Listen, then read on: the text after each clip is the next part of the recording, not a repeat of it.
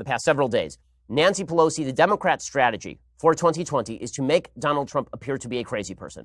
This is their chief strategy. And Nancy Pelosi is basically a suicide bomber doing this.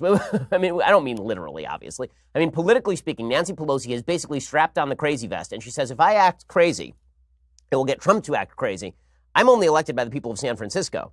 President Trump is elected by the people of the United States, and that means people in San Francisco don't care if I'm crazy, but people broadly across the United States do care if Trump is crazy. So in a crazy fight, Trump is always going to lose because the referendum is going to be on Trump as president of the United States. Everybody understands what Nancy Pelosi is at this point, and it doesn't matter because, again, she's elected by crazy people in San Francisco. Donald Trump has to win a majority of the voters of the United States, at least in the Electoral College. It's hard to do that when people widely perceive you as being volatile. And Nancy Pelosi knows that, and that is why she has been basically jabbing at President Trump over and over and over again, saying that he's engaged in a cover-up, saying that he's unstable and all this sort of stuff. President Trump, because he's a counterpuncher, has a natural tendency to then engage in precisely the reverse sort of behavior, which is to rip on his political opponents and also to get supremely defensive about his own mental status. So Nancy Pelosi said yesterday that President Trump wants us to impeach him. Right? This is what she says, that President Trump is a crazy person, he's getting nothing done, and he wants us to impeach him in order to save himself. Here is the Speaker of the House, Nancy Pelosi, jabbing at Trump, deliberately poking at Trump in an attempt to get Trump to fire back at her in the most volatile possible fashion. You said in private, you suggested it today, that the president wants to, on some level, to be impeached. Oh, yes. Oh, there's no question. The White House is just crying out for impeachment. That's why he flipped yesterday, because he was hoping when he saw that.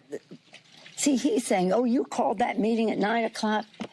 No, we have the meeting, Mr. President. It's not about you.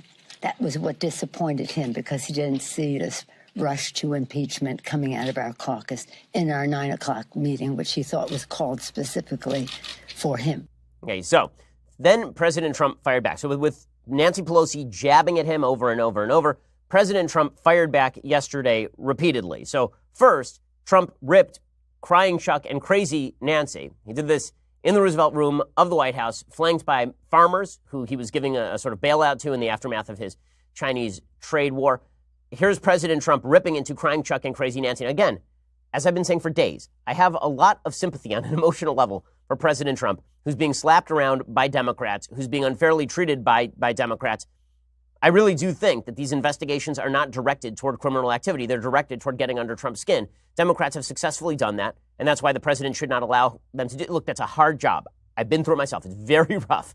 But the president, if he wants to win re-election, this is not the strategy for doing it. Here's the president ripping into crying Chuck and crazy Nancy.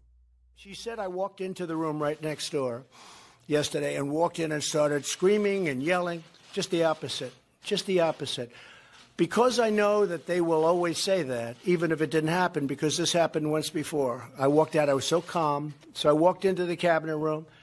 You had the group, crying Chuck, crazy Nancy. I tell you what, I've been watching her, and I have been watching her for a long period of time. She's not the same person. She's lost it.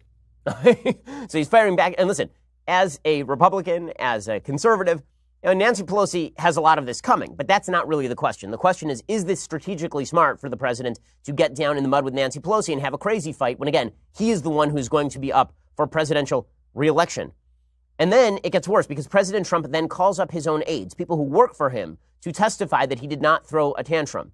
Well, if you're trying not to appear volatile, probably the worst way to do that is to get your own employees, come on over here, Bob, and tell them I'm not volatile. Come on over here. Tell them I'm not crazy. Jim, you work for me. Tell them I'm not crazy. This is not the way to do this. Here's the president doing this.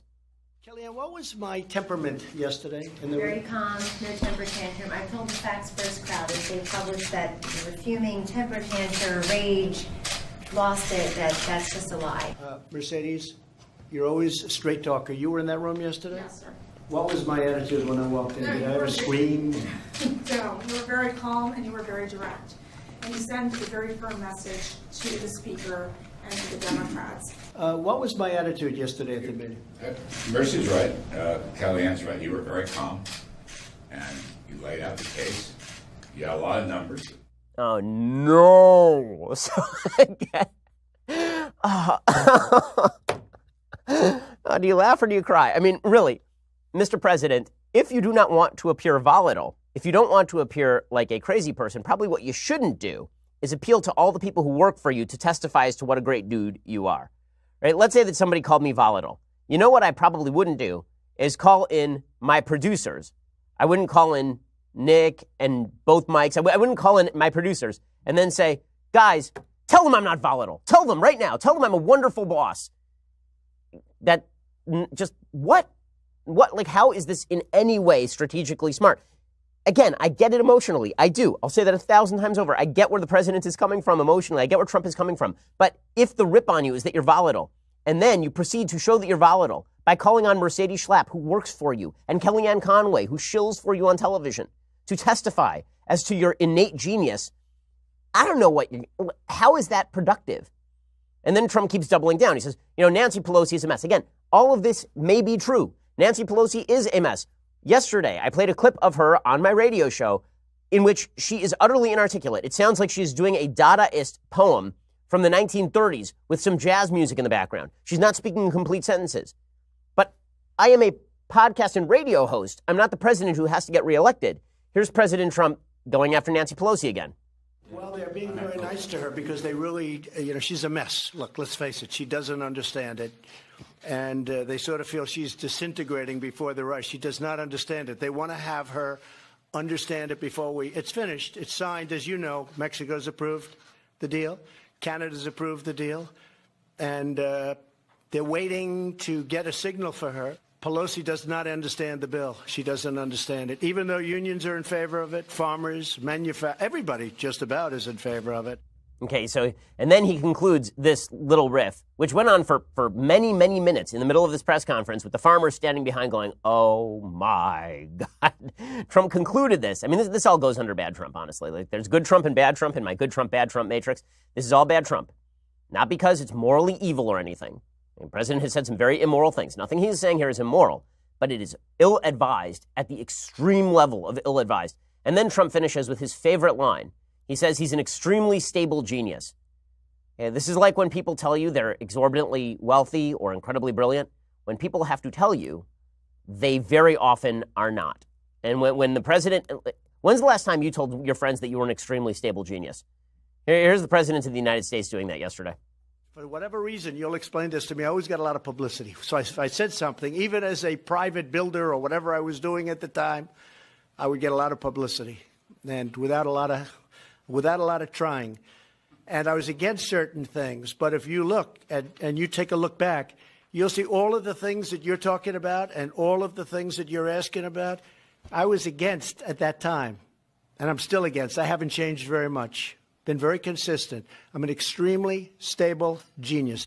Okay, and obviously he's saying that a little bit tongue-in-cheek because the president is a stand-up comedian, but that then opens the door to Nancy Pelosi doing this. And Nancy Pelosi then tweets at the president about the extremely stable genius line. She says, when the extremely stable genius starts acting more presidential, I'll be happy to work with him on infrastructure, trade, and other issues. Now, this is supremely cynical from Nancy Pelosi. She's not interested in working with Trump on anything. Her entire goal here is to drag Trump into this fight, to get under his skin, to make him crazy. That's what she's trying to do here. This move where she says, I pray for him. He needs an intervention.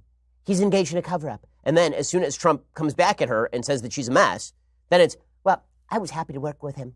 But then he decided that he wasn't going to work with me. That routine from Nancy Pelosi, it's really galling and it's really perturbing. But with all of that said, is it smart for President Trump to jump into a personal catfight with Nancy Pelosi when here's the thing. The image that he needs to propagate from now until Election Day is of, if not an extremely stable genius, an extremely stable person, or at least a stable person, right? The entire Democratic pitch is Trump is too crazy. The economy is good right now. On foreign policy, we're heading in the right direction. Democrats must create the image that the president cannot be trusted with power because he's a crazy person.